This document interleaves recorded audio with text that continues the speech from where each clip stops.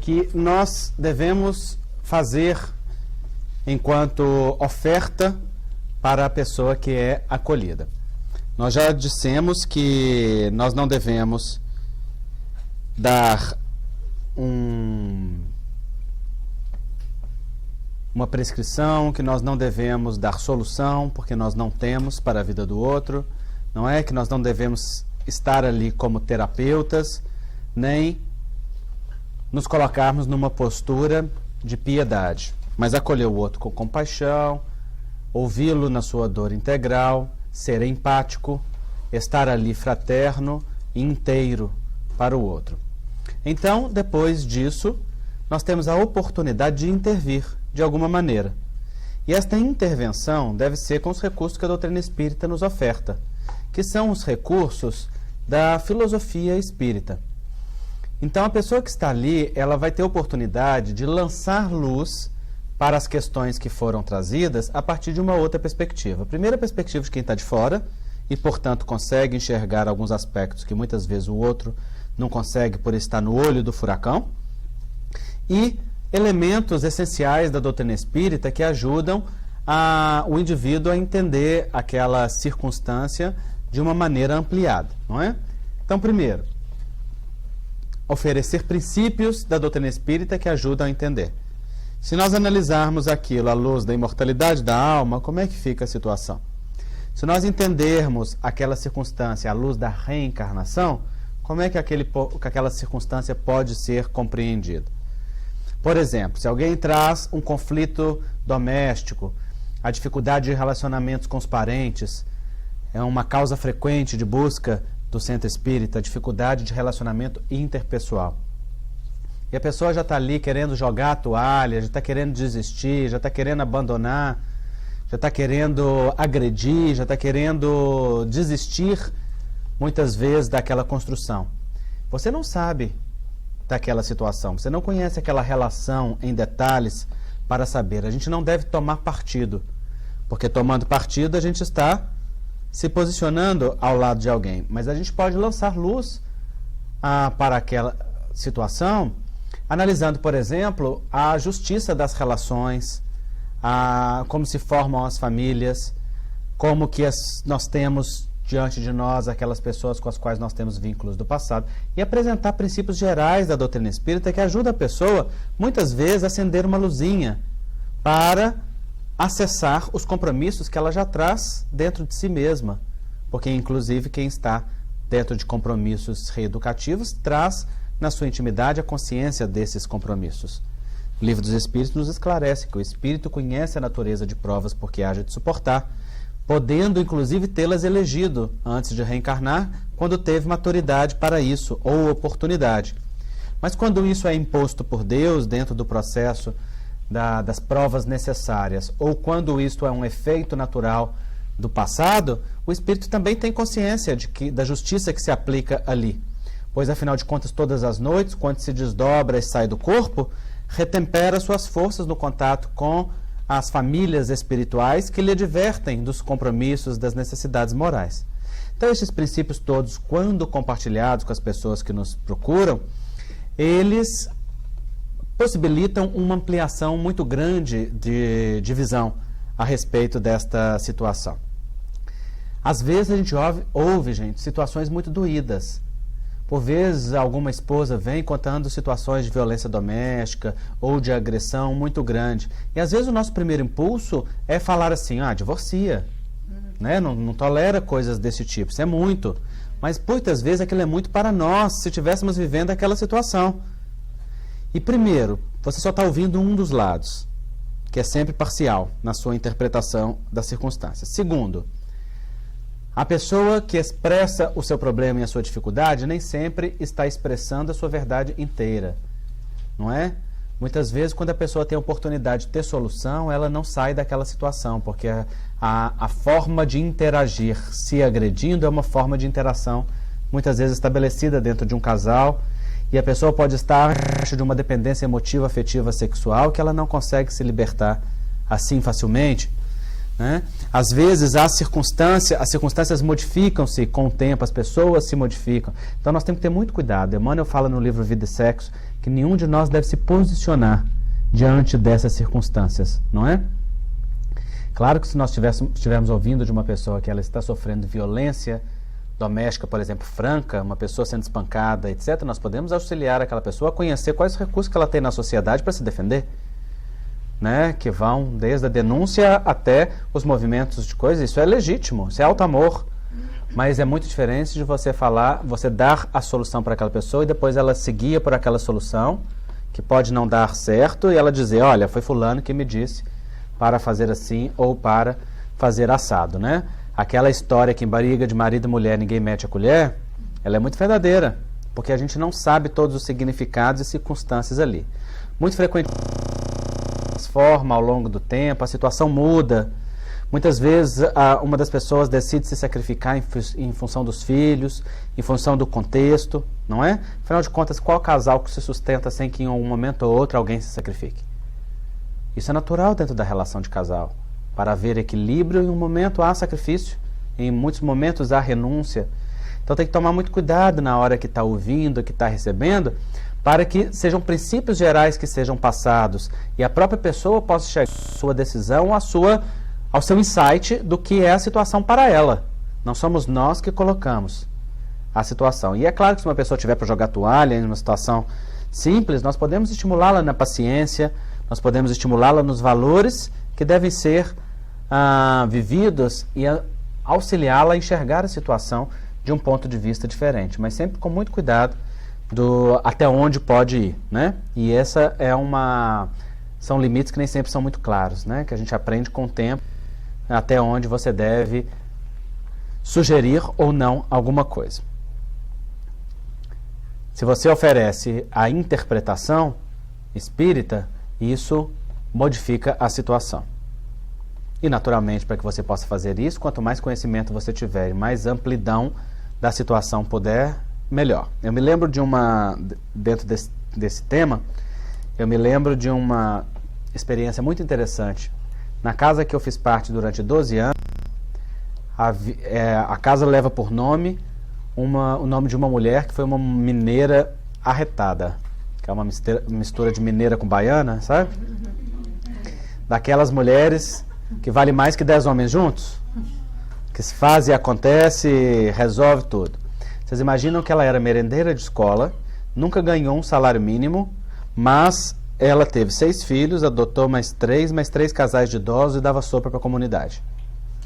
Era daquelas mulheres guerreiras, de fibra. Um dia chegou em casa com uma forma de gelo.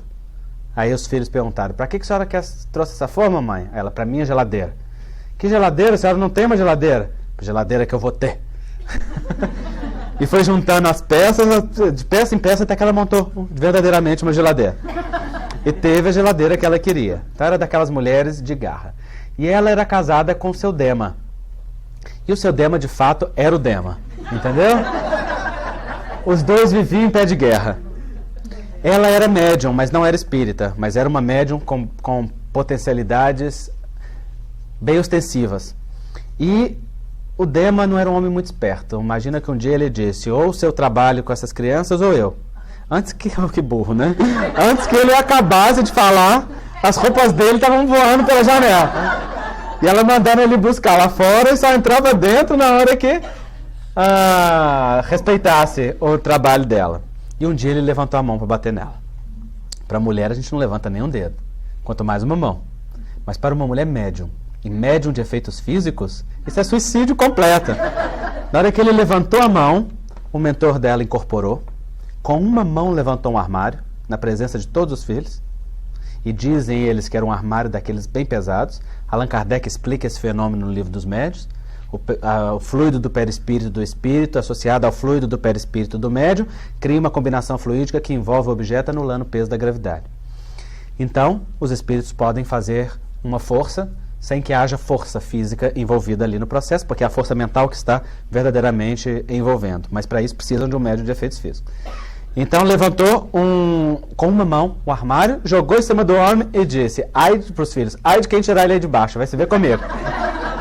Esse era o mentor, imagina o obsessor. Se fosse o obsessor que tivesse incorporado, tinha ido na cozinha, pegado uma peixeira e resolvido a situação. O fato é que os dois viviam assim. E ela dizia: vou tolerar esse homem até desencarnar, depois nunca mais quero ver. Gente, dizer isso é a mesma coisa que assinar documento garantido para a próxima encarnação. Não é? Porque significa que você não está olhando para o resultado, está olhando só para o suporte. Suportar é só parte da prova e da dificuldade. E ela desencarnou cedo, ela desencarnou com cardiopatia chagásica. Teve a doença de Chagas, típica das pessoas, né, mais pobres do interior de Minas. O coração caiu, teve a cardiopatia e a insuficiência cardíaca decorrente e faleceu. A primeira mensagem que ela mandou para o filho através de Chico Xavier, ela escrevia dizendo: meu filho, agradeço a Deus a oportunidade misericordiosa de retornar à vida física com seu pai. O filho pensou: não é mamãe, é obsessor. Chico se equivocou. Né? Isso daí não pode ser, minha mãe não escreveria isso. Mas ela continuou: porque aqui do outro lado da vida tive acesso à nossa ficha kármica e pude perceber que temos estado juntos há muitos séculos, sem até hoje termos aprendido verdadeiramente a nos amarmos. Daqui para frente ser-lhe-ei protetora espiritual. E se tornou uma abnegada, com a mesma garra que tinha para ajudar os outros, se tornou uma protetora espiritual dele. Ele continuou o mesmo. Quando ele foi desencarnar, os espíritos estavam preocupados com ele.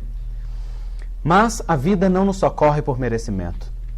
A vida nos socorre por misericórdia. Nós falamos muito da lei de merecimento, esquecemos da lei de misericórdia. Se a gente recebesse só por merecimento, a gente estava perdido. Não é? A vida nos dá muito mais por misericórdia que por merecimento. O merecimento, ele acelera os processos e ele incrementa o movimento. Mas nós todos estamos mergulhados na misericórdia divina.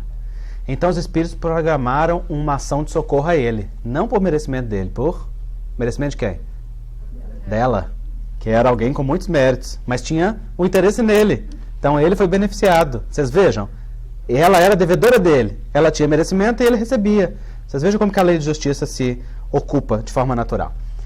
Bom, eles primeiro deveriam programar para ele um despertar no plano espiritual que fosse apto a ser socorrido. Allan Kardec explica, no primeiro capítulo da segunda parte do livro Céu e Inferno, chamado O Passamento, que o espírito, durante a perturbação espírita, aquele período em que fechou-se os olhos do corpo físico, mas ainda não despertou no plano espiritual, ele passa por um estado mais ou menos longo de perturbação, decorrente das suas necessidades íntimas e do seu grau de sintonia com a vida. E naquele momento há o fenômeno da hipermnésia retrógrada, ou seja, ele relembra em momentos toda uma vida nos seus ínfimos detalhes, fazendo um movimento de análise da própria consciência de si mesmo.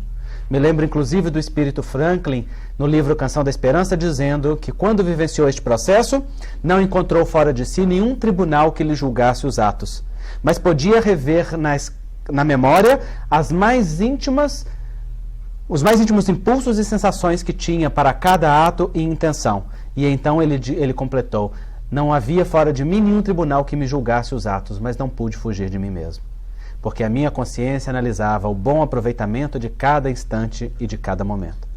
Então, quando ele estava naquele período chamado de perturbação do passamento, então os espíritos o despertaram com passe magnético, para que ele não entrasse na sintonia dos espíritos que o perturbavam. E eles deveriam evocar nele uma lembrança feliz, uma lembrança contente. E então eles viram nos seus arquivos mnemônicos que uma lembrança feliz para ele era o momento do seu casamento. E naturalmente isso se conjugava à necessidade de reencontro dele com a sua esposa. Então eles criaram, através da ideoplastia, a força plasmante do pensamento, uma ambientação semelhante àquela onde eles se casaram. Ela estava vestida da mesma maneira simples com que se vestira no dia do casamento. E então, na hora que ele despertou e que reconheceu o ambiente e a viu daquela maneira, ela estava com as mãos estendidas para ele, dizendo: desperta, Dema, que nós estamos casados novamente em nome de Jesus. Pegou-o nos braços e o levou para as regiões de tratamento espiritual. Porque é da lei que aquele que caminhou mais retorne para ter aquele que caminhou menos, sobretudo quando é devedor. Então nós devemos ter muito cuidado em incentivar o divórcio. Devemos ter muito cuidado de opinar diante das circunstâncias educativas das pessoas. Devemos orientar elementos gerais, porque a gente olha para circunstâncias presentes esquecendo-se ou desconhecendo as circunstâncias passadas e, às vezes, os planejamentos que envolveram aquele processo, não é? Por isso, o acolhimento deve ser para dar elementos gerais que ajude a pessoa a analisar numa perspectiva mais ampliada e que ajude a ter paciência, a ser consolada, a ganhar tempo para que na calma interior ela possa decidir com conexão consigo mesma. Há um ditado mineiro que diz assim: em época de tempestade, passarinho não muda de ninho. Com a angústia e a urgência das emoções, com as coisas, com as tempestades emocionais internas, não é hora de tomar nenhuma decisão. É tempo de calma, é tempo de acalmar.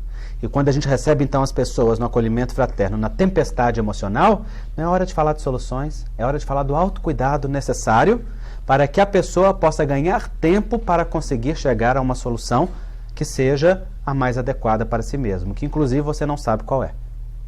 Porque isso é da vida de cada um. Você pode até vislumbrar, você pode até imaginar, você pode até antever, mas isso é de cada um, né? Isso faz parte da vida. Então, este momento é de dar princípios gerais, apresentando Deus, a imortalidade da alma, o livre-arbítrio e, sobretudo, as atividades disponíveis na casa para que aquela pessoa possa ser socorrida. É hora de indicar a fluidoterapia espírita, não é? E, se necessário, aplicá-la, porque aquele que faz o acolhimento fraterno deve ser também alguém que está treinado na aplicação da fluidoterapia, porque pode necessitar. Se você recebe ali uma pessoa em uma crise aguda, pode ser necessário.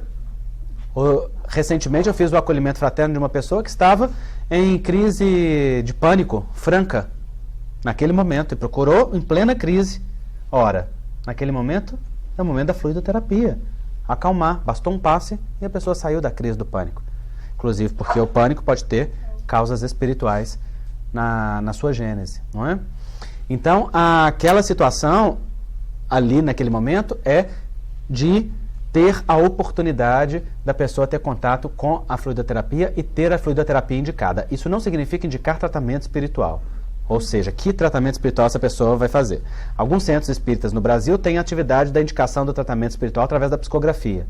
E então a pessoa pode ser direcionada para aquela tarefa, né? E aqui no exterior, isso é mais raro, né? Tanto aqui nos Estados Unidos quanto na Europa, isso não acontece com tanta frequência, ao contrário, bem pouco.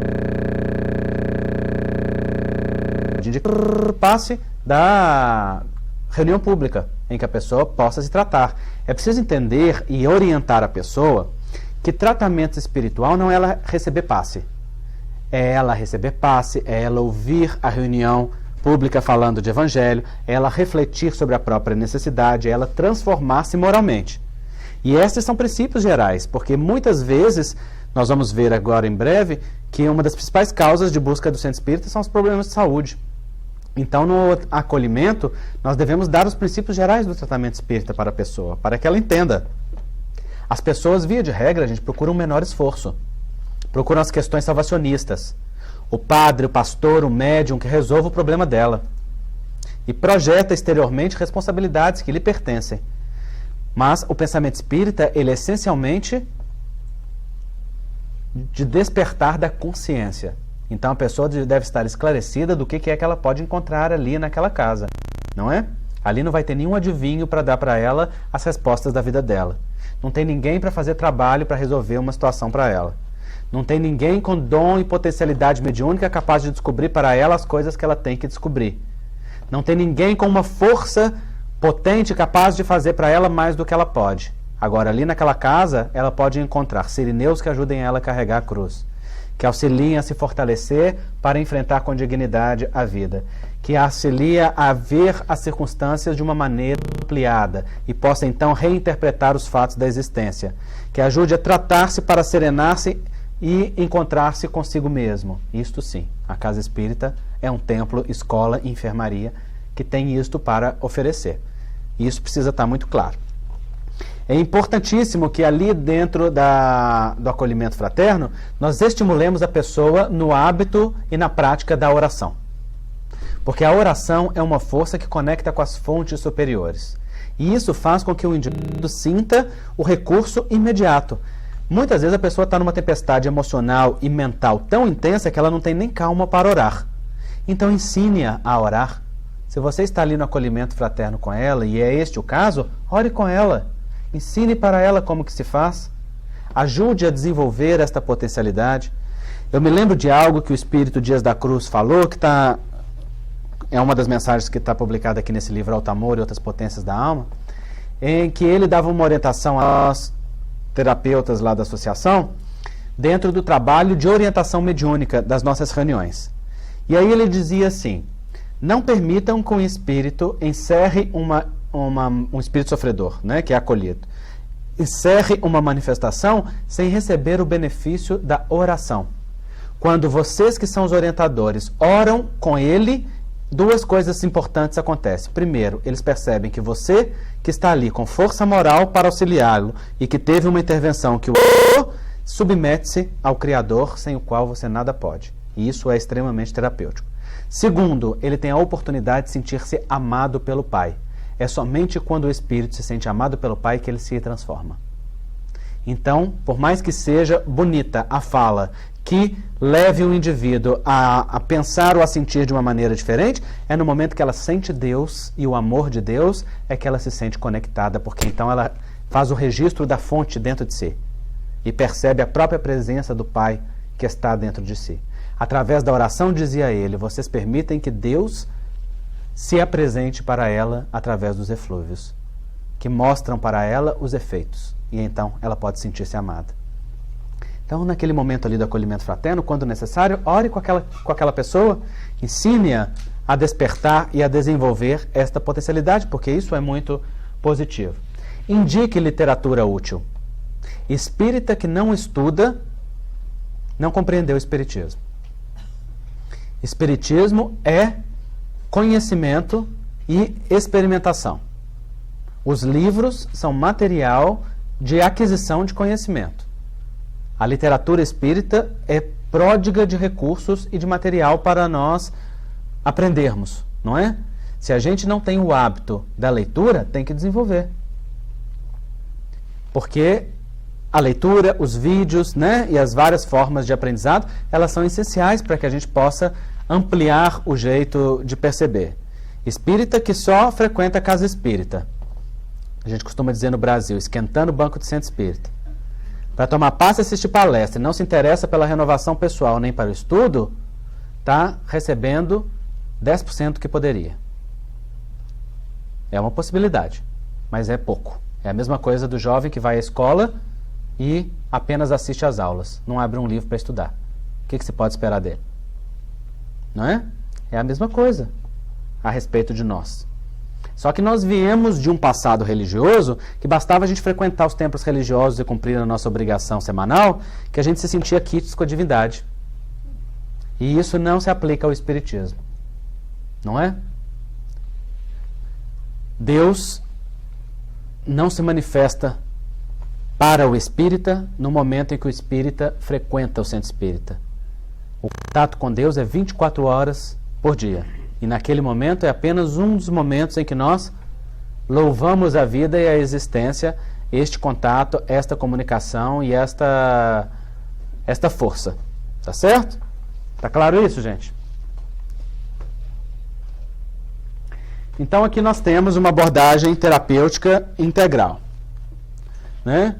O homem integral é um homem biológico, psicológico e espiritual. Do ponto de vista das questões biológicas, nós temos que aprender a indicar as terapêuticas biológicas. Então, se uma pessoa vem à casa espírita em sofrimento, diante, por exemplo, de um processo de doença, é preciso esclarecer àquela pessoa que a terapêutica espiritual do centro espírita, o tratamento espiritual, não substitui o tratamento médico.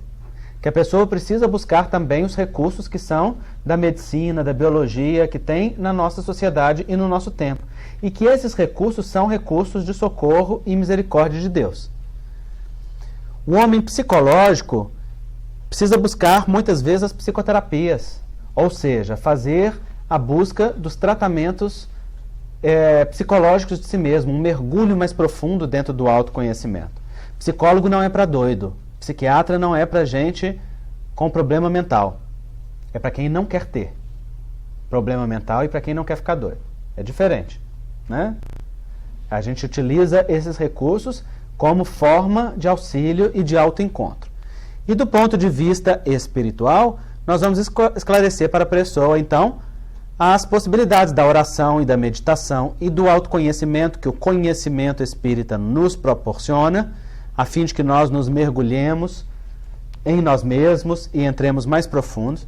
A terapêutica energética, que vem da fluidoterapia, que se apresenta como um amparo, e as técnicas mediúnicas, que podem ser importantes para aqueles que demonstrarem verdadeiramente serem possuidores de uma mediunidade ostensiva. Há muitas pessoas que chegam no acolhimento fraterno com a mediunidade perturbada. E aí tem muitas casas que acolhem a pessoa, então, no acolhimento fraterno, veem que está com uma mediunidade perturbada e manda para a mesa mediúnica. Aí de perturbada, a aula vira perturbada completa. Não é? Porque uma antena que não está ali em boa condição é levada para um trabalho que não tem condição de suportar. Pessoa com mediunidade perturbada não deve ser levada para trabalho mediúnico. Deve ser levada para os passos de tratamento espiritual, para estudar e preparar-se para o atendimento mediúnico e o trabalho mediúnico. Via de regra, alguns anos depois. Quando já tiver algum preparo e um tempo de trabalho interior. Eu tenho visto uma casa espírita no Brasil que todo mundo que chega com questões emocionais ou mediunidade perturbada é levado para a mesa mediúnica. E a casa está desmoronando, naturalmente. Porque não tem bases de equilíbrio, não tem bases de sustentação. Então nós não podemos fazer isso. A pessoa, ao ser acolhida dentro do atendimento fraterno, a primeira coisa seria bom que o atendente fraterno conhecesse princípios gerais de diferenciação entre distonias mentais e mediunidade. Eu vou falar um pouquinho disso hoje para vocês, para dar uma contribuição nesse sentido. Como diferenciar os transtornos psicóticos das questões mediúnicas. Porque muitas vezes nós tratamos esquizofrênicos como médiuns e médiuns como esquizofrênicos, né? Então precisa ter este conhecimento e esta diferenciação, né? Porque senão a questão fica muito difícil. Perguntas? Alguma questão?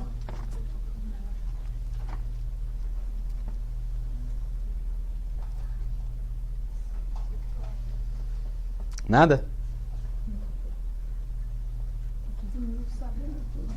Deve estar.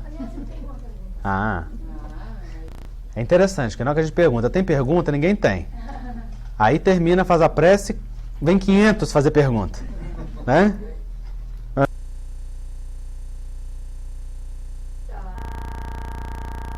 Uma pessoa que está em desequilíbrio, mas tecnicamente se recusa ou não se enquadra, não quer se comprometer com o estudo básico das obras, e quer já entrar no... Desequilíbrio de qual natureza?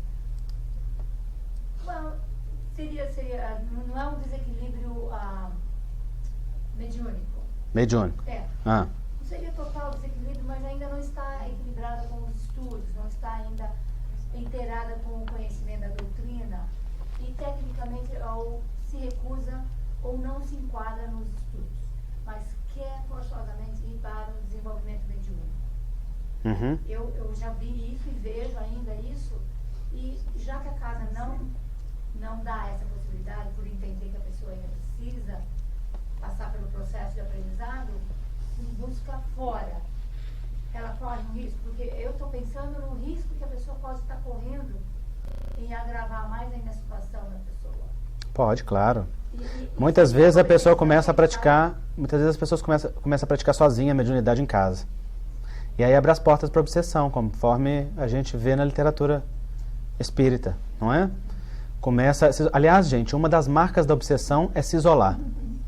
Quando a pessoa começa a se isolar, se ela não quer ouvir advertência, ela não quer conversar a respeito, ela não quer abrir espaço, ali tem um perigo. Né? Isso daí é bom para a gente ficar atento, porque quando a gente sentir os impulsos de isolamento, a gente mesmo falar para a gente, opa, Deixa eu ver o que está acontecendo. Né? Então, nesse caso, se a pessoa busca uma outra casa onde ela possa praticar, ela muitas vezes desequilibra essa casa. Ou ela começa a praticar sozinha e abre as portas para obsessão, para fascinação, e aí vira um grave problema. Então, isso daí tem que ter disciplina. A casa espírita deve ter regras.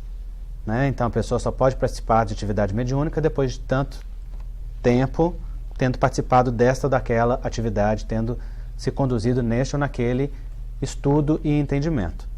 Lá na casa que eu fiz parte, nós levávamos 4 anos para começar a prática mediúnica. Né? E foi muito bom. Foi muito bom porque permitiu. E quando começou bem de levinho também. Né? Com a experimentação, com o reconhecimento de fluidos, com a aproximação espiritual. Né? E as pessoas às vezes acham que tem glamour ser médium. Que é uma coisa especial, que é uma coisa bonita. Oh, meu Deus. Mal sabe que o médium é médium 24 horas. Não só recebe aquela mensagem bonita ali uma vez por semana, mas que está sujeito o dia inteiro à influência espiritual e aos entrechoques vibratórios, e que é um verdadeiro suplício, literalmente. Né? Nesse caso seria, diria, obrigação, mas um dever, no meu caso, avisar, alertar essa pessoa de claro, que está correndo? Sem dúvida. Ou deixar ela correr o risco dela? Não, alertar, não é? Você vai deixar uma criança brincar com arma sem dizer para ela que aquela arma pode disparar e ela pode se ferir? De jeito nenhum, não é? Então, tanto quanto seja possível, tentar envolver o mais fraternalmente possível esta pessoa para que ela possa se envolver nas atividades, aprendendo a lidar com aquela ansiedade. O que é que a faz querer com tanta ansiedade ser médium? E fazer daquela forma e praticar daquela maneira, não é? Muitas vezes a pessoa está querendo ser especial. Muitas vezes está querendo ser reconhecida, né? Está querendo, é uma questão egóica. E isso necessita de uma reflexão profunda que a pessoa analise. Mas às vezes a pessoa tem dificuldade de encarar a si mesma para olhar, porque por vezes aquilo se enquadra dentro de uma carência afetiva muito profunda na história de vida daquela pessoa. E é através da mediunidade que ela se sente valorizada, que ela se sente respeitada, que ela se sente alguém útil. Então ela quer praticar aquilo porque é através daquele campo que está sentindo. E é por isso que o tratamento psicológico é tão importante. Porque o médium que não aprofunda em autoconhecimento, ele não se torna um instrumento útil na mão dos bons espíritos. As mensagens começam a ficar truncadas com questões anímicas, com questões emocionais, cada vez mais do próprio médium, se confundem. Então o médium tem que estar muito claro para ele quem ele é, né? Se estudar continuamente para se aprimorar, porque ele é um vaso que recebe a água límpida que vem das orientações espirituais, que vai ser tão límpida quanto for a natureza da sintonia que ele estabelecer. Mas vai permanecer límpida se encontrá-lo como vaso limpo. Porque se for vaso impuro, tão logo aquela água limpa venha, ela se contamina. E então, naturalmente, aquele produto final vai ser um produto contaminado. Então, o médium tem que estar estudando e aprimorando-se continuamente. A gente desenvolve mediunidade não é na casa espírita. A gente desenvolve mediunidade no dia a dia, através da prática do bem. Na casa espírita, a gente pratica o transe mediúnico, mais aprofundado em um momento ou em outro. Mas quem é médium 24 horas por dia, para ser instrumento da vida. E antes de querer psicografar os espíritos, é preciso aprender a psicografar as letras vivas do amor de Jesus. Antes de querer incorporar os orientadores espirituais, é preciso incorporar as orientações do Cristo. E incorporá-las à própria vida, fazendo da própria vida uma carta viva daquele Evangelho. Porque quanto mais a pessoa se aprimore como pessoa, mais a mediunidade se desenvolve. Tanto mais se dedica à caridade, melhor médium se torna. E então na casa espírita, como um espaço especializado, vai aprimorar uma psicografia, vai aprimorar uma psicofonia, mas aquilo vai se dar no contexto da sintonia que ela estabelece 24 horas por dia na sua vida. Então isso tem que estar claro para as pessoas que buscam a mediunidade.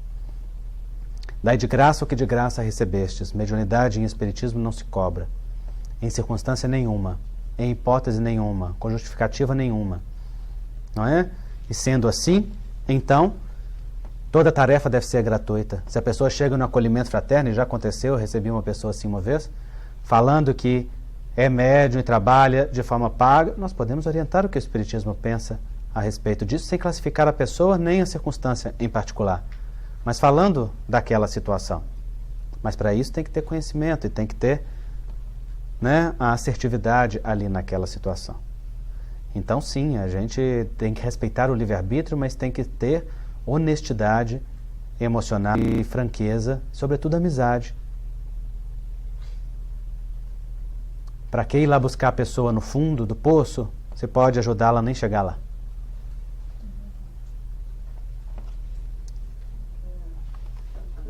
Oi. Posso. Obrigado. Eu sou recepcionista da Casa Espírita que eu frequento, da Atendimento Fraterno. E eu não cheguei a fazer esse curso antes de ir trabalhar, porque foi uma necessidade da casa no momento. Eu estava ali buscando fazer alguma coisa na casa e fui convocada para isso. E eu abracei o trabalho com muito amor, com muita dedicação e me deixando levar pelo meu instinto e algumas orientações, claro, das pessoas que já estavam na atendimento fraterno, da coordenadora, da dirigente da casa.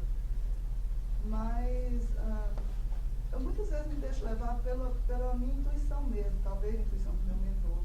E eu não sei se eu estou correta, eu gostaria até de colocar isso aqui para você nesse momento, de repente você pode me dar alguma orientação.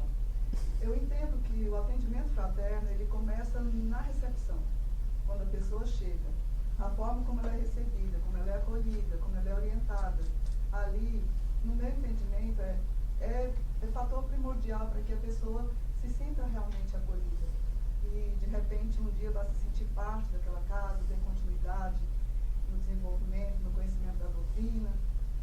E, às vezes, eu tenho dúvidas, assim, porque parece que eu estou fazendo alguma coisa que não devia, que não cabe a mim, mas é o meu instinto falando, é uma intuição mais forte que me faz agir assim. Chega alguém, eu dou total atenção, eu paro o que estou fazendo, vou conversar com ela, pergunto se ela está ali para atendimento fraterno, porque nós temos 3 trabalhos diferenciados na noite da quarta-feira. E aí eu tenho que perguntar para ela, e se eu tiver tempo, eu até converso com ela e tudo, para que ela se sinta bem, se sinta acolhida. Naquela primeira visita, muitas vezes ela está indo na Casa Espírita pela primeira vez, não só naquela, mas nunca foi em nenhuma outra. Então eu queria que você, de repente, me esclarecesse. Eu estou agindo certo? Eu realmente, é importante essa acolhida nesse momento da chegada da pessoa, ou eu tenho que deixar isso para o atendente fraterno? Tá. Não vou repetir isso, não, né?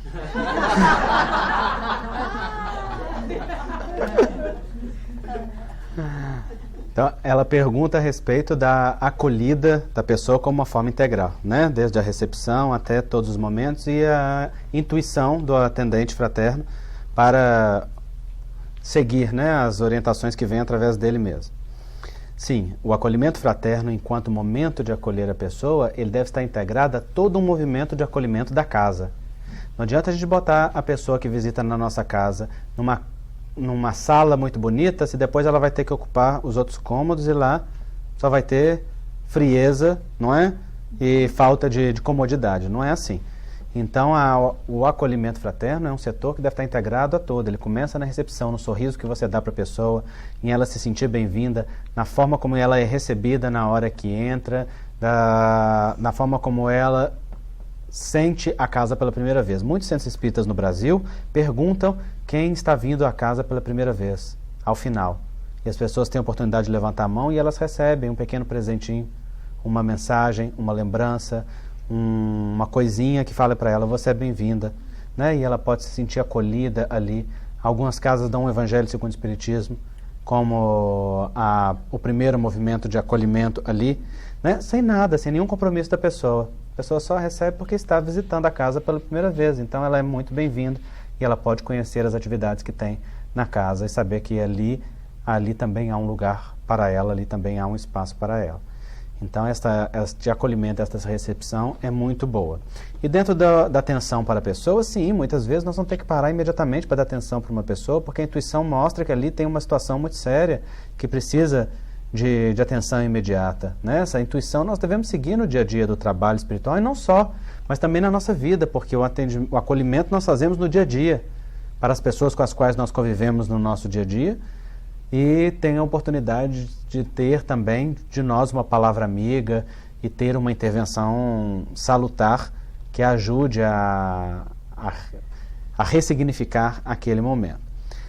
Claro que no campo da intuição nós devemos sempre estar atentos ao que vem através da intuição e perguntar para nós mesmos se aquilo é justo ou não de ser feito, se é adequado ou não. Porque muitas vezes o que a gente chama de intuição são sentimentos nossos mesmos.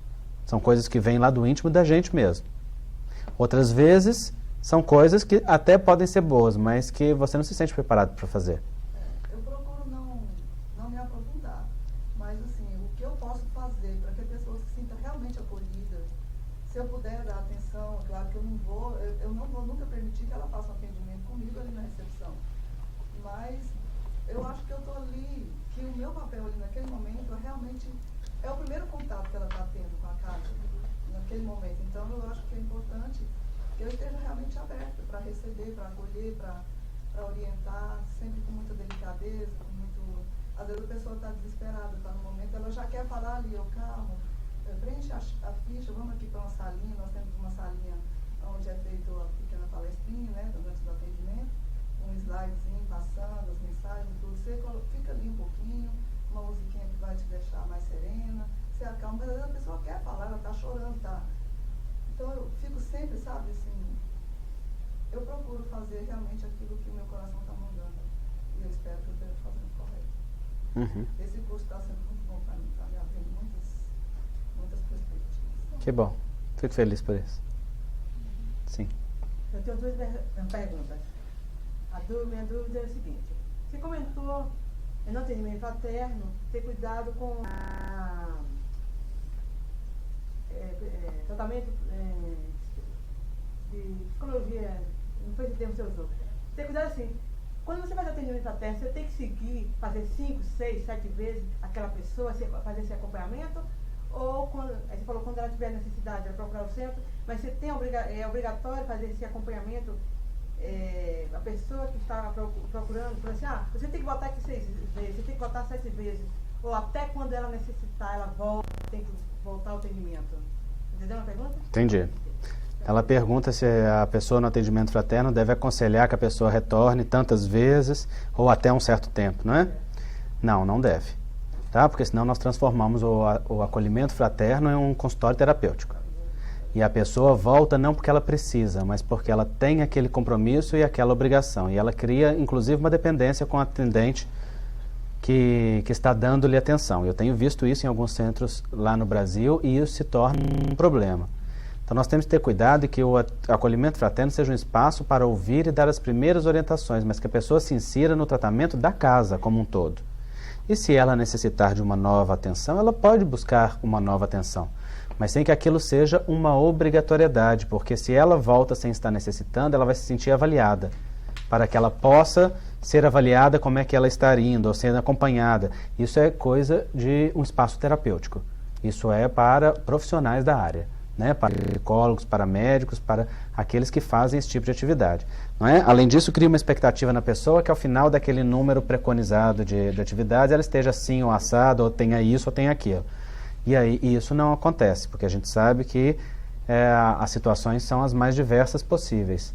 Então, o espaço do acolhimento, ele deve ser um espaço em que a pessoa é ouvida, em que a pessoa é orientada e ela recebe os primeiros movimentos, né? É como uma enfermaria de um hospital.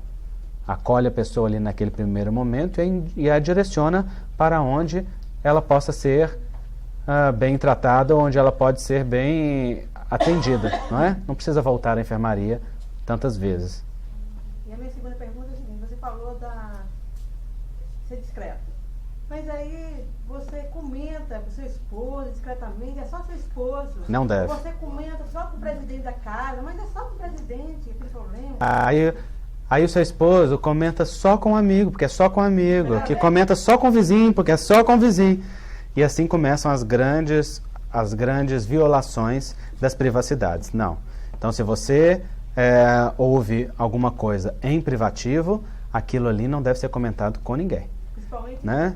ao grupo da casa, principalmente sem ninguém. Ok. Principalmente. Exatamente. Tá?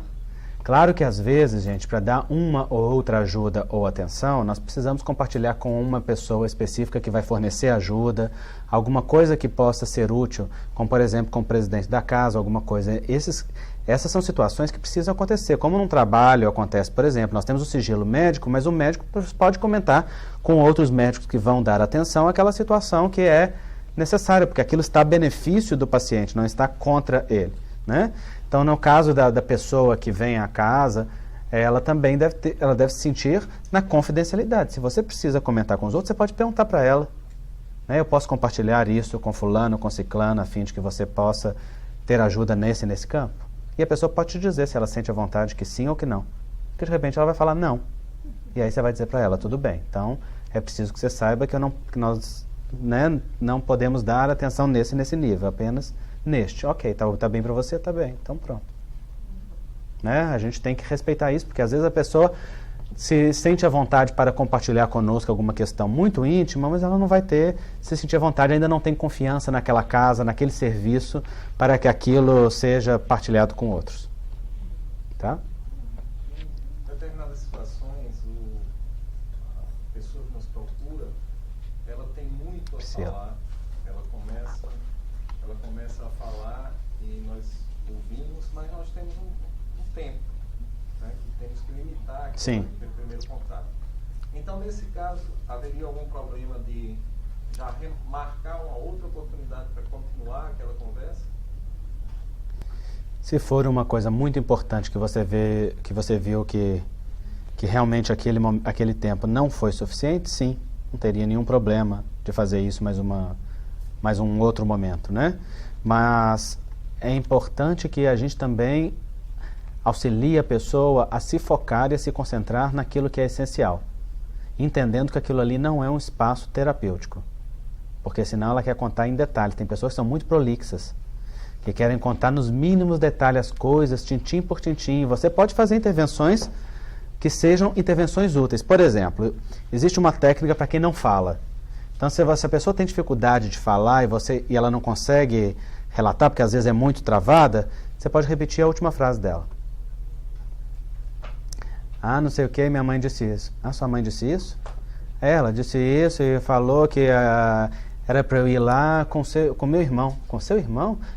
Você repete a última frase, que aquilo mantém a pessoa falando. É uma técnica de anamnese.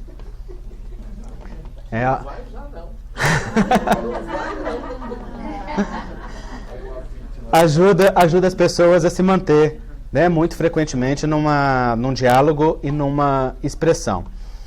Agora, se for uma pessoa muito prolixa, você pode cortar. Se ela está desviando, você fala, não, volta para o assunto que você está desviando.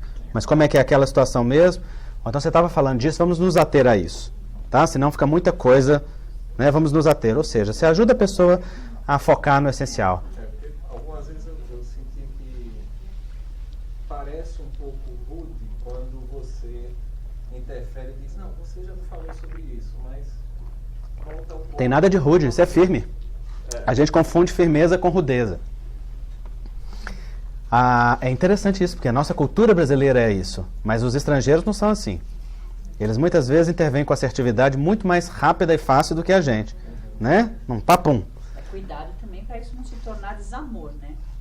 Tem que ser firme, amorosamente firme. Igual Jesus foi falado. É interessante, é porque a gente tem um conceito de firmeza que é como se fosse sempre alguma coisa dura. Não, gente, a gente pode ser firme e muito leve, sabe? Olha, Priscila, agora eu não tenho tempo para falar com você, né? Mas daqui a 10 minutos eu vou ter. Daqui a 10 minutos eu te ouço. Eu estou sendo absolutamente firme e leve, né? Se ela falar, não quero falar então com você não tem tempo para mim, ok, é um direito seu, não é? Então, a gente pode ser firme e leve. A firmeza não tem a ver com você decepar a pessoa ali. Você colocar um limite. Há um livro muito interessante de 2 padres e uma freira americana que fala sobre o perdão. E o título do livro é muito interessante. Não perdoe cedo demais. Muito lindo, é. E o subtítulo é Estendendo as Duas Mãos que Curam. Eles falam que todo perdão que é rápido demais não é perdão. Porque a gente passa por cima das coisas sem metabolizar, sem entender aquilo. Então a gente tem que se dar tempo para poder metabolizar, entender aquelas questões essenciais que estão envolvidas ali no processo do perdão. A primeira mão é aquela que faz assim, ó. Ela diz para o outro, pare. Não ultrapasse daqui, porque daqui para cá é o meu espaço vital. Então aqui é um limite, né? É o jeito de falar comigo, é o como que a gente pode conviver, o que a gente pode fazer, etc. Mas a gente, em geral, não bota limite assim. A gente, em geral, bota limite assim, ó. Puf. E aí o outro rola escada abaixo, não é assim? É com agressividade. Então, se a gente bota limite assim, isso é simplesmente firmeza. E se a gente é firme, o outro compreende. E a outra mão é a que faz assim, ó. Então, as duas mãos são assim, ó. Uma coloca limite, a outra fala, vamos juntos. Tem limite, você não pode passar daqui, mas nós estamos juntos. Não precisa ir para longe, não precisa se afastar, não precisa... né? Então, a firmeza e a assertividade são princípios muito, muito bacanas que devem ser desenvolvidos. Saber comunicar com fidelidade aquilo que se sente, aquilo que é possível, aquilo que é justo naquele momento. Isto é muito diferente de ser rude. A gente é rude quando a gente julga, a gente é rude quando a gente agride, a gente é rude quando a gente classifica. Mas quando a gente é firme, não. Né?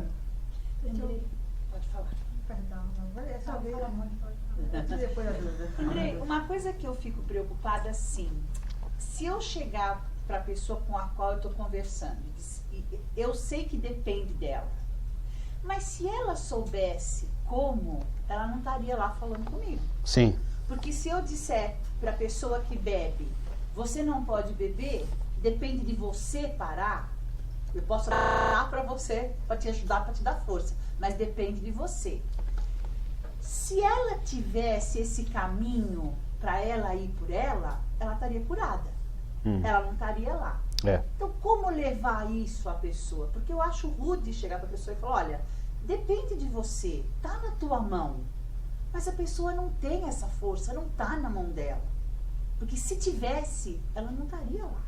Tá, isso aí, se você achar que não tá na mão dela, vai estar na mão de quem? É isso que eu tô te perguntando. Porque... É muito interessante isso. Isso é coisa de mulher, viu, gente? Isso daí é coração maternal.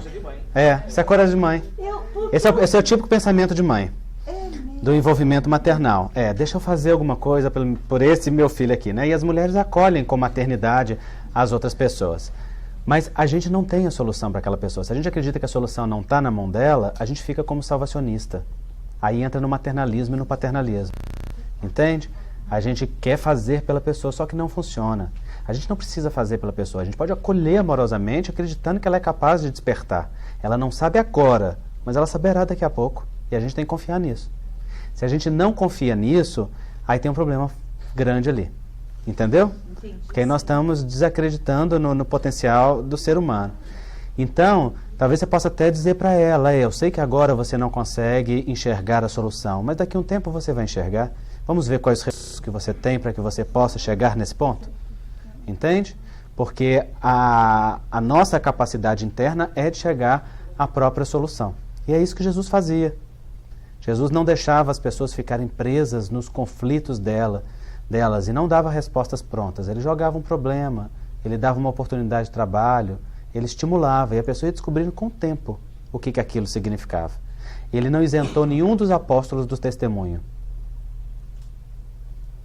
Mas ele matriculou eles no curso de aprendizado da vida durante o tempo que foi necessário. Então, na hora que nós estamos acolhendo aquela pessoa, nós podemos dizer para ela, olha, eu sinto a sua dor. E eu vejo que para você está muito difícil nesse momento, né, que você não vê a luz no horizonte. Mas saiba que quando a madrugada está mais escura, é aí que começa a alvorada. Daí para frente é só claridade, que vai vindo pouco a pouco. Então amanhã o sol vai nascer. Vamos ver o recurso que nós temos para enfrentar o resto da madrugada. O que a casa pode te oferecer. Né? De pouco em pouco, a pessoa vai se enchendo, né, da força para lidar com aquela situação. Porque se a gente não faz isso, a gente assume para nós a responsabilidade daquela situação. Aí sabe o que acontece, gente? A gente não respeita os ciclos. Às vezes a gente já vê a solução, mas a pessoa não, e ela não está pronta para ela. Não adianta. Mata, exatamente, mata o sedento afogado. Né? Porque fica colocando muita água naquela raiz, mas a árvore não cresce mais rápido porque a raiz está sendo muito aguada. A árvore cresce no tempo de absorção dela, senão ela encharca e morre. Né? Então a gente não pode apressar os ciclos, a gente tem que respeitar os ciclos. Mas a gente pode auxiliar a pessoa a reconhecer cada ciclo e cada etapa, para que ele seja o mais consciente e o mais pleno possível, sem angústia. Por isso que a pessoa que está no acolhimento fraterno tem que ser alguém que está mais bem resolvido consigo mesmo. Né? Porque aí a gente tem essa experiência de vida para poder fazer. Né? E no caso das mulheres, tem que trabalhar a emocionalidade. Né? Porque senão o coração muito grande quer abraçar mesmo, por conta mesmo desse instinto maternal. E isso é amor também, só que enviesa, entende? E aí não ajuda e não atinge o próprio objetivo. Só um minutinho. Para terminar a pergunta, dentro da limitação, e quando a gente fala limite... Terminar a pergunta?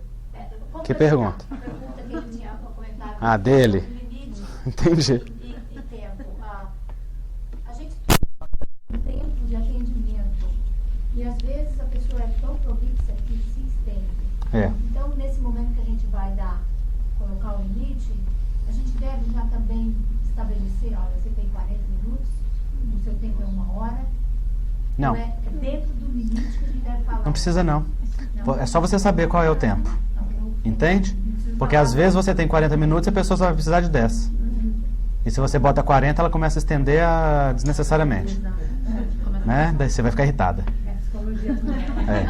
Entendeu? E às vezes você tem 10 e ela vai precisar de 20 e você pode ser flexível para abrir uma exceção naquele momento de acordo com a possibilidade de cada momento.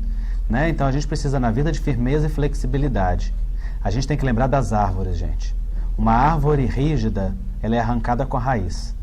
Uma árvore flexível, ela se dobra no solo e volta no seu prumo depois da tempestade, resiliente. Então, se nós temos firmeza, mas não temos flexibilidade, a gente destrói as atividades. As atividades têm que ser firmes e flexíveis, né? Para que a gente tenha padrões, normas, regras, estabelecimentos, mas que a gente também saiba ter flexibilidade para adaptar de acordo com as necessidades ali, específicas, sabendo quando que é o momento do sim, sim, quando que é o momento do não, não. Sem ser sempre sim, sim, sem ser sempre não, não. Né? Sim. Gostaria de saber a sua opinião sobre a pessoa que faz o atendimento, fazer isso só ou sempre com um acompanhante na casa, porque aspectos culturais, né, de nós, tem um problema de diabetes muito grande, então pode ser que a pessoa, estando desequilibrada, saia com uma inverdade qualquer que pode trazer consequências. Então eu gostaria de saber a sua opinião. Eu não entendi. Não, repete, por favor. Há casas que o atendimento fraterno é feito com uma pessoa só, um atendente. Só tem um atendente fraterno. E um paciente. Aí vai para um quarto, fica atendendo, você não sabe o que está acontecendo. Se aquele paciente sai e fala uma mentira, vai criar um problema. De ter uma segunda pessoa junto? Uma testemunha. Eu entendi. Um atendimento fraterno de 2, porque às vezes o atendente está tão envolvido que não percebe a dica que o outro deu para ele dar aquela orientação. Então eu queria saber a sua opinião, se é correto isso. Bom, isso é uma situação que pode ser estabelecida como forma de precaução caso as pessoas julguem, né? Mas é interessante que eu estou ouvindo aqui e como brasileiro que vive no Brasil, parece que eu ouvi um americano falando. Porque isso daí é o estilo americano de pensar. É a realidade. Exatamente. Então, por exemplo, no Brasil nós não temos essa preocupação. A gente não vê essa preocupação lá. E eu nunca vi alguém ser processado por alguma coisa que falou no atendimento fraterno. Entende? Mas é uma realidade que pode ser? Mas, então, para o Brasil nós não faríamos isso porque não vemos necessidade. Mas se vocês virem aqui que isto é uma necessidade diante da realidade da sociedade local, né? Que é diferente da nossa, é uma coisa possível. Sim. sem precisar que seja regra. Tem que ser assim ou tem que não ser, né? A gente adapta de acordo com o que é necessidade. Agora, no Brasil, já aconteceu sim, de muitas situações em que a gente foi trabalhar alguma questão específica, de chamar mais de uma pessoa para acompanhar. Por exemplo, quando vai abordar, às vezes quando vai ouvir e sabe que vai ouvir alguma história, relato de abuso sexual, sabe, de questões, ou quando é uma pessoa que tem, por exemplo, alguma questão histérica, que facilmente projeta nos outros, ou uma situação de dependência emocional. Então, você sabe que são situações assim, que já pressupõem um risco, então a gente já se precaver. Não é uma regra do trabalho, mas é uma precaução natural, né? E aí entra uma questão muito importante, que é o atendimento de adolescentes e crianças. Nunca deve ser feito sozinho. Deve ser feito junto com os pais, né? Ah, mas o adolescente, tudo bem que se for um adolescente maior, você pode tentar de repente conversar um pouquinho com ele sozinho, depois chamar os pais para aquele momento, mas tem que se ter um cuidado nesse sentido, até por uma questão legal, né? Porque aí não é uma pessoa que pode responder por si mesmo sozinha legalmente, entende? E aí entra no maior risco. Então a gente tem que ter esse cuidado. Só quero colocar dentro do que ela disse, eu não trabalho atendimento fraterno, mas eu acho que a gente faz isso todos os dias quando a gente conversa com amigos, com pessoas. Eu acho que eu sou atendida a todos os momentos, as minhas coisas. Mas quando alguém passa uma mensagem para você, é um sentido de ajuda, e essa pessoa te diz, eu não acredito em Deus, eu não tenho essa fé, eu não sei de orientar, porque, Josi, eu acredito que eu posso passar para essa pessoa que ela busque orientação, que ela ore, que ela procure alguma ajuda nesse sentido. Mas quando ela não tem essa fé, aonde vem a minha ajuda? Num abraço? Num conforto que eu possa passar? Num momento que eu possa orientar? Você pode compartilhar com ela como que dentro da sua fé você interpreta aquela situação, né? Isso pode ajudá-la de alguma maneira, mas se não ajudá-la, você pode orientar dentro daquilo que é possível para ela. Agora, é preciso entender que dentro da casa espírita, todos os princípios de ajuda, todos os trabalhos, eles já partem da premissa da existência de Deus e da intervenção do mundo espiritual. Isso não é algo possível de discussão, isso é fato, entende? Então, se ela quiser se beneficiar da casa espírita, ela tem toda a possibilidade, mas ali a filosofia e os pensamentos são baseados nisso, né? Mas, por exemplo, se ela não ora, você pode aconselhar a meditação, né? Se ela não aceita o tratamento fluidoterápico da casa espírita e ela tem outra religião, por exemplo, se é alguém que você está conversando no seu dia a dia, você pode orientar que os representantes daquela religião possam acolhê-la. Ou seja, eu quando estou lidando com pacientes evangélicos ou católicos, e eu acho que essas pessoas precisam, por exemplo, de um passe, eu peço que elas peçam ao padre ou ao pastor para orar com as mãos impostas sobre a cabeça dela. Se a pessoa não acredita em nada? Se a pessoa não acredita em nada, eu sugiro a ela a meditação. Entende? E é um dos campos de... É um dos campos de desespero, mas também você não precisa angustiar com o ateísmo da pessoa. Não, eu acho só porque a pessoa se desesperou pedindo como eu melhoro, como eu faço. Se não tem Deus, é muito difícil. Eu acho que já é difícil, né? Pede para ela se beneficiar da fluidoterapia espírita e perceber o benefício daquilo. Vamos tentar. Vai lá e sente, né? Depois você pensa o que é que explica aquilo. Que as pessoas muitas vezes vêm, sentem, né? Sim. Obrigada. Andrei, sobre esse processo, né, de que alguém, de repente, se fizer numa sala, em 2 pontos, 2 atendimentos... No Brasil é assim. Eu acho que não... Já resolve, de certa forma. Não resolve tanto, porque se for alguma questão de afirmar que o outro falou, você andando outra pessoa no outro canto, você está na mesma sala, mas você não está escutando. Entende? Mas sim, pelo menos você está ali na presença de alguém e evita outras situações. No Brasil é assim que é feito. Geralmente 2, 3 atendimentos dentro de uma mesma sala em cantinhos separados. Tá? Mas aí vai da disponibilidade de lugar de cada um, né? Mas também são feitos os atendimentos individuais quando necessários e também os atendimentos em conjunto quando se chama um grupo para atender uma determinada pessoa, quando é o caso, os casos que eu falei, né? Eu fiquei com uma dúvida quando foi abordada a questão de repente atender dois atendentes e um atendido. Será que isso não causaria uma certa inibição na pessoa que foi ali para atender? Pode atender, mas se você tiver necessidade disso, né? Ela pergunta se dois atendentes, né, atendendo uma pessoa não pode causar uma inibição. Pode, mas se isso for uma necessidade, é uma necessidade, entende? Talvez fosse o caso de perguntar para o atendido: você se sentiria mais à vontade? A gente costuma usar duas pessoas. A pergunta dele foi: colocamos duas pessoas por conta do risco daquilo? Então, se isso é uma coisa importante para a casa e a casa quer evitar qualquer risco nesse sentido, então não tem opção para a pessoa. Essa é a condição para a pessoa ser atendida, entende? E é por isso que a gente deve refletir sobre o que é realmente necessário dentro de cada instituição, de cada cultura, de cada sociedade, porque isso varia de um para outro. Entende? Alguém mais? A última, minha. Não promete o que você não pode cumprir. No atendimento, atendemos a pessoa, ela foi para casa, aí ela tem o telefone, tem o meu telefone, aí ela me liga. Por que ela tem seu telefone? Porque nós estamos para falar do grupo de amigos, ela foi ao centro através, ela indicou, mas não é conhecida minha, e ela ligou para ela, pegou o telefone e me ligou.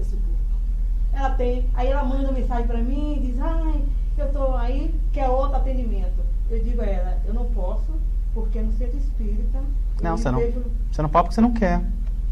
Não, porque não é seu momento, porque você não está disponível, porque você não tem condição.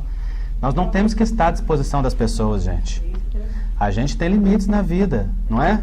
Nós que somos editores, nós recebemos mensagem todos os dias pedindo ajuda. Ou comentando, ou coisa. A gente tem o tempo todo que fazer isso. Que selecionar o que é ajuda útil, o quanto nós estamos disponíveis, o quanto nós temos de tempo para aquilo ou para a questão, que é uma coisa sempre individual. Entende?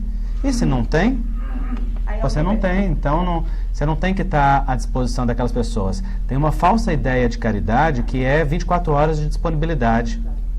E que é você resolver as coisas das pessoas. E aí, muito frequentemente, a gente deixa que os outros manipulem emocionalmente.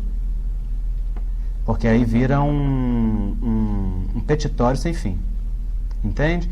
Então, tem que saber colocar limites com delicadeza. Né? Isso é uma coisa importante. Por exemplo, o atendente fraterno não deve dar o telefone dele para o atendido, de jeito nenhum. Por isso que eu perguntei por que ele tem seu telefone. Agora, se é um amigo seu, aí você vai saber como é que você age nessa amizade, o quanto isso está disponível ou não. Não, eu queria até, às vezes não é nem amigo, mas amigo do amigo, descobre, liga, quer, e você diz: não, lá no centro espírita que eu posso retornar e dar um retorno. E eu já vi gente falar assim: mas isso é falta de caridade. Não, é no centro espírita é o atendimento fraterno, mas você não pode também fora, tá dando. Essa é a dúvida: é falta de caridade ou não? Atender, ouvir a pessoa. Então você já respondeu: a gente tem que ter um momento e tem que ter o nosso limite. Gente, um dos princípios essenciais da ajuda é: a gente só dá para o outro aquilo que a gente tem. A gente não dá para o outro aquilo que a gente não tem. Então, se a gente não tem tempo nem disponibilidade naquele momento, a gente não tem. Não tem que dar só porque o outro quer.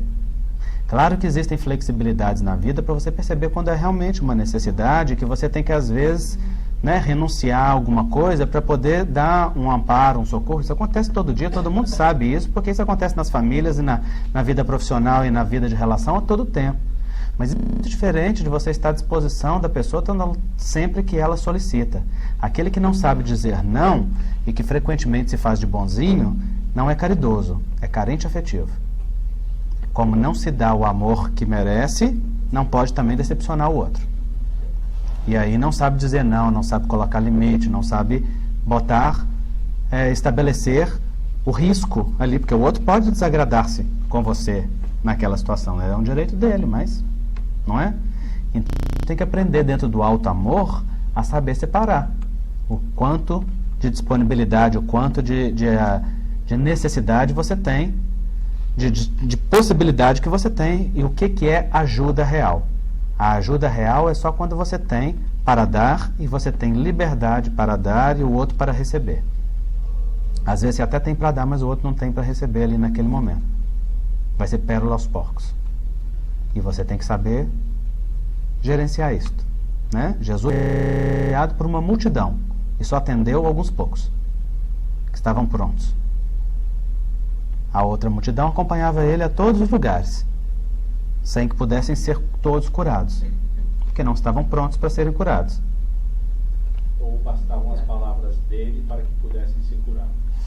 Não, às vezes nem sempre as palavras eram suficientes, mas eles não tinham ainda a maturidade para que aquelas palavras fossem suficientes. Então as palavras ficavam como a semente para aquela cura futura, mas eles não tinham ainda potencialidade para receber mais do que poderiam, né? Então isso nós temos a todo tempo, e aprender a gerenciar isso é importante, gente, porque se a gente se obriga a dar atenção para os outros como uma obrigação, isso sai do âmbito da caridade, e isto vira o espaço de sacrifício, que você logo se irrita e você logo abandona.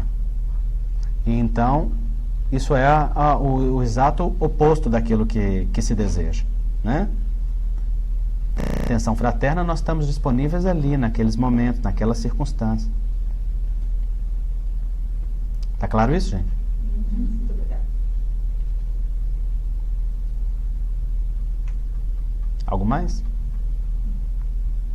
O corretor depois não pode mais, aproveita. Quando fizer a oração final, não pode mais. É isso mesmo. Depois vocês não vêm me fazer pergunta não, que eu não vou responder não, hein? O tempo agora. Já que é para ser firme? Só quem é de Minas Gerais você responde. Bom, deixa eu só passar aqui algumas coisas para vocês. Olha só que interessante esse trabalho. Essa é uma tese de mestrado da Alessandra Lamas Graneiro Luchetti, que é uma médica da Associação Médico Espírita de São Paulo. E ela fez uma entrevista com vários centros espíritas da cidade de São Paulo a respeito dos motivos de busca do centro espírita e do que o centro espírita tinha de oferta para as pessoas e como que eles abordavam, sobretudo, a saúde mental. E é muito interessante. Olha aqui, principais motivos para procurar o centro espírita. A primeira coisa de observar é o seguinte: ela mandou a carta de entrevista para mais de 300 centros espíritas. Só 55 responderam. Há um preconceito com pesquisa científica dentro do movimento espírita. Recentemente foi feita uma grande pesquisa aqui nos Estados Unidos, na Universidade de Duke, que trouxe vários médicos psicógrafos que foram analisados extensivamente na Universidade de Duke.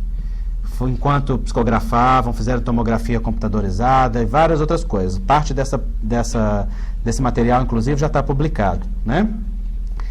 Os médiuns que vieram, e dentre eles eu conheço alguns, e eu conheço também os organizadores dessa pesquisa, eles foram sugestionados por muitos lá que não deveriam participar, que essas pesquisas não seriam benéficas ao espiritismo, e isso e aquilo. Então existe um preconceito com pesquisa científica e ele não pode existir, porque o meio as pesquisas têm cada vez mais comprovado as questões espíritas, e a gente precisa também permitir esse meio de diálogo com o meio acadêmico e médico, né? Porque é assim que as coisas vão mudando para o meio científico. O espiritismo não precisa disso, mas a ciência precisa, né? Desse auxílio do espiritismo. Então vocês imaginam que ela mandou carta para mais de 300 e só 55 era boa vontade de responder, apesar de serem respostas anônimas que não expunham o centro, né? Nem ninguém. Então, os principais motivos para procurar o centro espírita. Olha os problemas de saúde aqui, Dos 55, 38 colocaram problemas de saúde. Aqui, essa resposta, a pessoa não precisava escolher uma, ela colocava em ordem, né? Dificuldade de relacionamento pessoal, 35. Problemas espirituais e mediunidade, 35. Então, vocês vejam que problemas de saúde, relacionamento familiar e pessoal e mediunidade perturbada são as principais causas de busca do centro espírita. O atendente fraterno deve se capacitar para poder abordar estas questões. E dentre os principais problemas de saúde, quais são? Olha o primeiro. A depressão. Seguido por câncer, doenças em geral e volta para a saúde mental. Então nós temos que ter um conhecimento dentro do campo da depressão. Ele é lá Sintomas depressivos, exatamente. Ainda tem mais, né? Essa tese está disponível na internet para ser baixada, junto com vários outros artigos de espiritualidade e saúde, tá, gente? No site www.hoje.org.br/BVES, que é a Biblioteca Virtual de Espiritualidade e Saúde. hoje.org.br/BVES. B de bola. Biblioteca Virtual de Espiritualidade e Saúde, as iniciais. Aqui, principais motivos por problemas de saúde mental, de procura aos centros espíritas, a depressão, né, e a dependência química, muito frequente, certo? Então, sobre a depressão, nós precisamos saber que é uma doença mental verdadeira, né? Ontem nós tivemos a oportunidade de falar sobre isso lá em Tampa. Tem também um DVD sobre isso e no YouTube deve ter alguma coisa. E tem vários outros autores que falam a respeito. É preciso ler e estudar a respeito deste assunto para conseguir falar com a pessoa. É preciso compreender que a depressão é uma doença, não é preguiça, não é má vontade, não é nenhuma circunstância que a pessoa está fingindo, é verdadeiramente uma doença que tem uma disfunção de neurotransmissores cerebrais que, na visão da medicina, é causa e na visão do espiritismo é efeito. Ou seja, essa disfunção neuroquímica, ela é resultante do padrão mental e emocional que a pessoa estabelece, das conexões espirituais que estabelece, da repercussão do passado espiritual que está gravada nos seus corpos espirituais e que passa para o corpo físico, né? E é preciso conscientizar a pessoa que está deprimida que através do recurso fluidoterápico é capaz de hipnotizar as células no seu reajuste, mas que somente a transformação moral dela, buscando as causas e as questões psicológicas que estão por detrás, é que pode verdadeiramente encaminhá-la para a cura, porque cura é sempre um fenômeno de autocura. É sempre um movimento de autoencontro e autossuperação. Então, estes princípios gerais, eles precisam permear o atendimento, não só da depressão, mas de todas as questões de saúde mental e de doença, para que a pessoa, quando chegue para o tratamento, ela possa, então, saber que existe ali, naquela casa, diversas oportunidades de auxílio, mas que a cura vem dela. E isso não depende dela estar enfraquecida, né? Isso depende apenas dela estar consciente para que isso seja alcançado dentro do processo da vida. Está claro isso, gente? Eu não vou entrar no tema porque ele demandaria bastante tempo, né? Mas aqui, de uma forma geral, para que a gente conheça, nós temos nas doenças mentais e nas doenças de uma forma geral, a gênese é o desrespeito à lei divina. É a nossa desconexão. É quando a gente fere a lei de amor, seja no alto amor, seja no amor ao próximo, é quando a gente lesa o indivíduo em alguma necessidade. Né? Você tem naturalmente um comprometimento do corpo espiritual que gera uma herança genética como predisposição, que vai se confirmar ou não ao longo da vida de acordo com a ativação genética que as ondas mentais e emocionais vão determinar ao longo da vida. Então a genética do nosso corpo não é destino, é possibilidade. A gente vai confirmá-la, ativando-a ou não, através das ondas mentais e emocionais que mobilizam as moléculas dentro da célula que ativam ou desativam a genética do corpo. De tal maneira que sinal e sintoma do corpo físico não são vitimismos que nós sofremos. São mensagens profundas geradas na nossa alma. São movimentos que respondem a um movimento interior mais estruturado. E, portanto, a pessoa pode ver em qualquer oportunidade de adoecimento um convite ao reequilíbrio perante a lei. E ainda que ela não seja capaz de ver de imediato qual é a questão que precisa ser reequilibrada, ela pode manter isso em mente e, ao longo do processo de autodescobrimento e ampliação de consciência, isso fica claro para ela. Tá certo?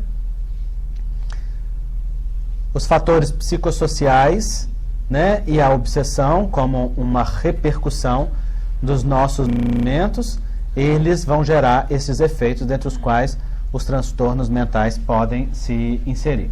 Tá certo? Vou falar disso não. Como diferenciar delírios e alucinações de fenômenos mediúnicos? Só umas pinceladinhas aqui para a gente poder utilizar no trabalho, tá? Kardec fala em O Livro dos Espíritos: muitos epiléticos ou loucos que mais necessitavam de médico que de exorcismo têm sido tomados por possessos. Mostrando que tem muito doente sendo tomado como médium, né?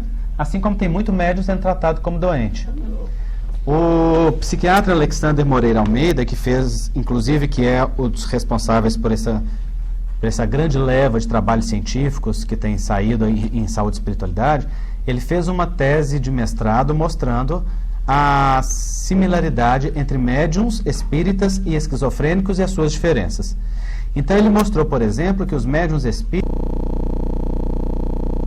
ou seja, ouvem vozes, veem espíritos, recebem ordens de comando ou de sugestão mental, têm sensações, percepções, isso são chamados em psiquiatria de sintomas positivos. Mas os médiuns não têm os sintomas negativos que os pacientes esquizofrênicos psiquiátricos têm, que é a desestrutura mental, a desestrutura emocional, o dano na vida social, o prejuízo nas relações e toda aquela situação que traz um grande problema. O que se torna muito desafiador é o despertar da mediunidade, porque muitas vezes a mediunidade desperta sob processos obsessivos. E a pessoa, no primeiro momento do despertar da mediunidade, tem às vezes algumas circunstâncias de desequilíbrio e que não se sabe bem se aquilo então é um desequilíbrio ou se é uma questão mental. E aquilo às vezes só vai ser claro em você analisando a vida passada da pessoa e acompanhando-a no tempo. Então às vezes são circunstâncias que demandam tempo para poder serem analisadas ou que demanda que você pergunte das pessoas algumas coisas. Por exemplo, as pessoas que têm doenças mentais, sobretudo a esquizofrenia, geralmente demonstram sintomas desde pequenos. E começa isso geralmente no final da primeira infância e início da juventude. É uma doença que se desenvolve cedo, cheia de desestruturas, o que não acontece com os médiuns, né? Porque tem geralmente vidas normais até que você tenha uma situação de perturbação da circunstância. As percepções espirituais são distintas em médiuns e esquizofrênicos, não é? As percepções mediúnicas, elas são mais assentadas na realidade. As percepções da enfermidade mental, elas são mais deliroides, elas são mais de fantasia, né? E de coisas reais e palpáveis. Na percepção mediúnica, você tem percepções belas e de conteúdo moral elevado, o que não acontece nas percepções, em geral, esquizofrênicas, né? Tudo bem que a pessoa pode ter um delírio místico religioso, imaginar que tem um contato com Deus, imaginar que tem um contato com Nossa Senhora, mas quando você analisa a profundidade aquele fenômeno, você não vê a base de elevação natural que caracteriza uma percepção mediúnica, né? Então, as alucinações, elas são experiências sensoriais, experiências do corpo, enquanto os delírios são alterações do juízo de realidade, ou seja, pensamento. No delírio, a pessoa pode pensar que é uma coisa que não é, e aí ela pode entrar num delírio.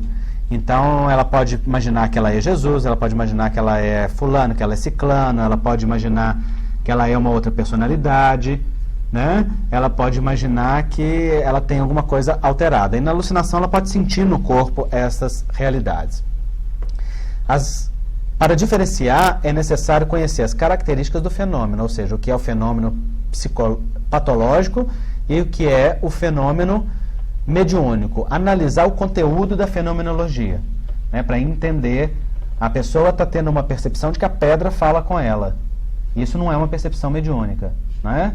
Isso é naturalmente um delírio, porque a pedra não vai falar com ela, não tem espírito que se comunica através da pedra, entende? Que a nuvem conversa com ela, que a árvore fala com ela, que ela interage, que a árvore a escuta. Então esses são fenômenos que são frutos do delírio e não da mediúnica verdadeira. Se você analisa a personalidade e o estado psicológico do médium, você vê que ele tinha geralmente um equilíbrio até entrar no momento do despertar ali de um processo obsessivo, que isso é episódico, que isso é factual, que isso é temporário, enquanto na pessoa com o desequilíbrio mental isso é duradouro. E como que isso evolui? Na mediunidade, isso evolui para a calma, para a resolutividade, para o equilíbrio, para a solução, enquanto no doente mental, não. No paciente doente mental, os passes não modificam os delírios e as alucinações, ainda que possam aliviá-los um pouco. No caso do médium, sim. Os passes e o atendimento espiritual podem cortar as percepções e podem modificar completamente a percepção. Né? Então, esses são sinais importantes para a gente saber. Os quadros patológicos, eles têm uma sintomatologia mais ampla. É comum a presença de quadros semelhantes nos familiares. Então, geralmente, quem tem, por exemplo, a esquizofrenia, muito frequentemente tem outros pacientes esquizofrênicos na família, né? Tem outras experiências de delírio na família. Os médios também podem ter, porque a gente sabe que a mediunidade é uma questão orgânica, é uma faculdade orgânica e é herdada também. É transmissível através da hereditariedade. É. Que é orgânica eu sabia, mas que é hereditária... Sim, a orgânica é hereditária. Desde que seja orgânica, ela está inscrita. As sensibilidades da glândula pineal, né, elas podem ser passadas, e os circuitos neurais cerebrais que oferecem sensibilidade, isso também. É muito comum a gente ver famílias de médiuns. Né? Por exemplo, a família Gasparetto. É uma família, claro, né, que a gente observa ali nos filhos e nos descendentes.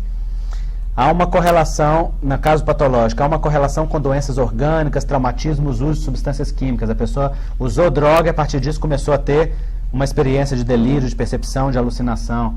Né? É diferente dos quadros de mediunidade. Não darão sinais de evidente melhora ou cessação de sintomas com apenas a interferência no campo espiritual. No caso da mediunidade, sim. Os fenômenos mediúnicos podem ser reprimidos com a medicação antipsicótica. E é isso que tem um grande desafio. Porque se o médium for no psiquiatra e tomar remédio, ele vai parar de ter percepções muitas vezes, ou vai diminuir essas percepções. Porque os mecanismos de ação química, eles vão estar bloqueados por ação de alguns medicamentos antipsicóticos. Inclusive, alguns medicamentos podem ser utilizados no caso de pacientes com doença mental, com transtorno obsessivo grave. Aqueles medicamentos podem bloquear aquela via e auxiliar o paciente a ter alívio do processo obsessivo, por cortar aquela via de assédio. Né? Isso é utilizado, inclusive, por psiquiatras espíritas muito frequentemente. A observação não pode ser restrita ao fenômeno, tem que estudar também a natureza do medianeiro. Então, se uma pessoa no acolhimento fraterno está falando de percepções mediúnicas, você pode perguntar um pouquinho da vida dela, do passado, né, de como que era desde jovem ou na adolescência, na família. Glória a Deus.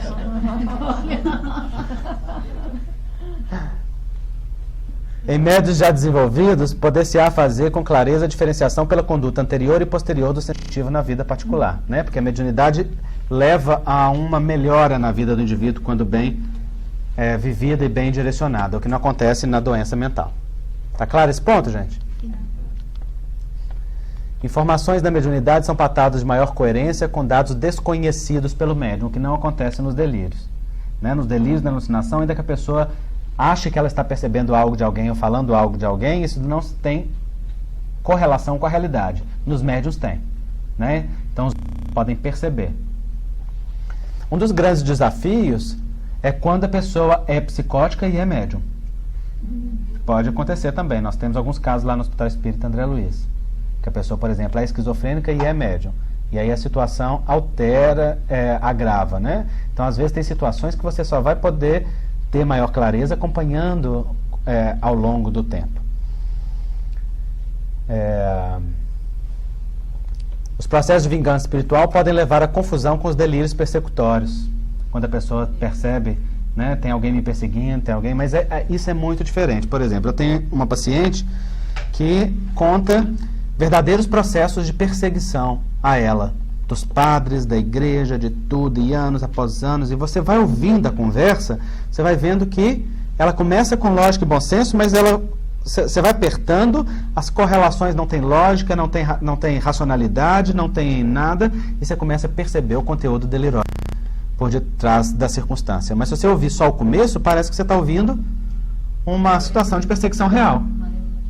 Então isso tem que, às vezes, é só com o tempo, com maior conversa que você observa. E não é comum que as alucinações tenham expressões de beleza e elevado teor moral. Né? A questão da histeria é uma estrutura de personalidade que já favorece a pessoa a ter uma dissociação, né, e uma projeção das suas questões ali dentro do meio social, né? Geralmente o histérico ele só tem os seus sintomas na presença de plateia. Então você retira a plateia e não tem mais sintomas. E tem muitos histéricos que vêm à casa espírita, né? A gente tem que tomar cuidado, que incorporam, entre aspas, né, no meio da multidão, ou que dão trabalho dentro da sala de passe, por exemplo. Tem que saber lidar com isso. Leva a pessoa para um canto à parte, retira do público, retira da plateia, o show passa, né? É uma situação de dissociação, de conversão em virtude de uma carência emocional, de uma necessidade psicológica baseada numa estrutura de personalidade daquela pessoa ali. A histeria, ela não é mediunismo, né? Então ela não é necessariamente uma porta aberta para a mediunidade, mas se a pessoa for médium e tiver uma sensibilidade, a crise histérica pode ser uma porta para um transe mediúnico desequilibrado. E é aí que está o desafio, né, das situações. Mas tem muita gente que às vezes sente que está incorporando, mas não está incorporando. É uma questão emocional dela que está se manifestando ali dentro de um transtorno histérico naquela situação. Andrei, existe uma coisa chamada personalidade esquizoide, que também é um outro aspecto dessa daí, que nem é a doença em si, nem a mediunidade. É uma estrutura de personalidade. É uma estrutura de personalidade esquizoide, que tem a aparência da esquizofrenia. Tem algumas características semelhantes, mas não é a doença a esquizofrenia. E na questão da esquizofrenia em si, se ela não for tratada com medicamentos, ela também é progressiva? Sim, sem dúvida. Né? Então, a esquizofrenia não tem cura. Ela tem controle, assim como muitas doenças mentais. É preciso entender que a esquizofrenia, ela já é o tratamento para o espírito. Aquela encarnação com a esquizofrenia é o processo de exoneração de conteúdos mentais profundos do espírito que ele necessita.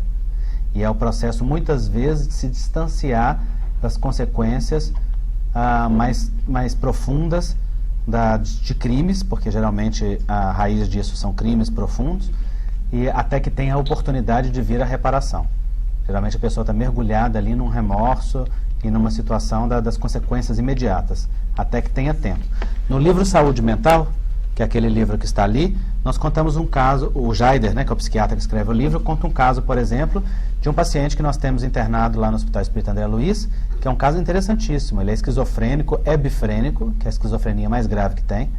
Ele adoeceu com 9 anos de idade e desde pequeno ele fala em fórmulas químicas, em bombas. Ele ficou conhecido como químico enquanto frequentou a escola, porque ele só falava em bombas, em fórmulas químicas, em guerras, e as pessoas tratavam isso com brincadeiras com ele, até que aos 9 anos ele realmente começou a ter delírios e alucinações, e ele se afastou, foi para uma escola especial, fez mais um ano e depois não conseguiu mais frequentar escola. E a partir de então só em hospitais psiquiátricos, e ele mora hoje no Hospital Espírita André Luiz, sai 2 a 3 vezes por semana para a casa do irmão, mas ele mora lá no hospital porque é um paciente que requer uma internação contínua pelo nível, tem mais de 50 anos hoje. E esse paciente, então, começou a ter atenção da psicologia e da terapia ocupacional do hospital, e eles perceberam que ele falava algumas palavras em alemão. E eles acharam aquilo muito curioso, e as psicólogas e a terapeuta ocupacional resolveu analisar aquilo, começou a anotar e ver o que ele escrevia, levar as coisas que ele escrevia, as coisas que ele desenhava para uma pessoa, e na verdade descobriu que aquelas palavras em alemão eram nomes de generais nazistas. E era muito interessante porque ele não só falava o nome, como ele falava alguns detalhes, e todos os detalhes que eles falavam eram corretos. Eram pessoas de alta patente, envolvidas na guerra, e que ele sabia detalhes da vida e da guerra daquelas pessoas. E aí começaram a fazer uma pesquisa dessas pessoas. Então está publicado no livro, todos os dados, inclusive com as fotos das coisas que via, que ele desenhava, para que as pessoas possam conhecer, porque se mostrou claramente que é a reencarnação de um general, inclusive de alta patente nazista, reencarnado em Minas Gerais, nesse momento vivendo um quadro de esquizofrenia bifrênica, porque está se preparando ainda para começar o resgate, né? Preparando. Isso é só exoneração.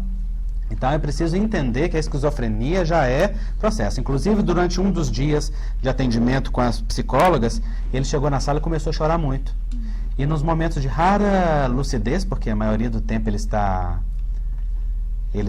alienado. Aliás, esse é um dos casos que, além de ser esquizofrênico, é bifrênico, é o mais grave, ele também é médium. Então ele realmente tem algumas percepções mediúnicas interessantes, flashes. Não é nenhuma percepção estruturada, mas ele tem realmente percepções, já chegou a falar coisas da vida dos profissionais que o atendem que não tinham como ele saber, né? A ponto, por exemplo, do Alberto Lúcio, que o atendia como médico, chegar lá um dia com dor de dente, ele vê ele lá do corredor, sair correndo, abraçar ele e falar assim: vai passar, tá? Dor de dente vai passar. Abraçá-lo com... Isso, assim, coisa que ninguém sabia. O Roberto chegou com uma crise sem que ninguém percebesse, e ele percebeu. O Roberto conta vários casos de percepções dele assim, o que favorece naturalmente o assédio das suas vítimas e dos seus parceiros que não aceitam a sua já exoneração, né? Porque tem muitos ainda ligados ao nazismo que continuam na mesma vibração ainda. Então um dia ele chegou chorando muito na sessão, e as psicólogas perguntaram para ele: o que você está chorando, fulano? E aí ele, num dos momentos de rara lucidez, ele falou: eu estou chorando porque eu fui aquele que recebi vocês duas no campo de concentração, e uma de vocês eu mandei diretamente para a câmara de gás, enquanto uma eu mantive para o meu próprio prazer. E então ele pediu perdão, e ele começava a chorar e pedir perdão a elas. E elas ficaram muito emocionadas com aquela situação, porque aquilo fez uma ressonância íntima muito grande com eles. Eles todos choraram junto. Logo depois ele já entrou nos delírios habituais dele, né? Saiu daquela janela de lucidez, e naquele dia os espíritos, na reunião mediúnica, os mentores, mandaram parar a investigação a respeito da personalidade dele, porque o objetivo a que se propunham as regressões espontâneas já tinha sido atingido. Então é só um processo de exoneração, de preparação para futuros trabalhos, né? Esse caso está apresentado ali com detalhe no livro Saúde Mental.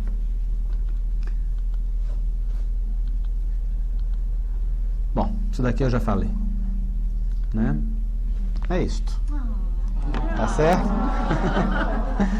Se tiver mais alguma questão...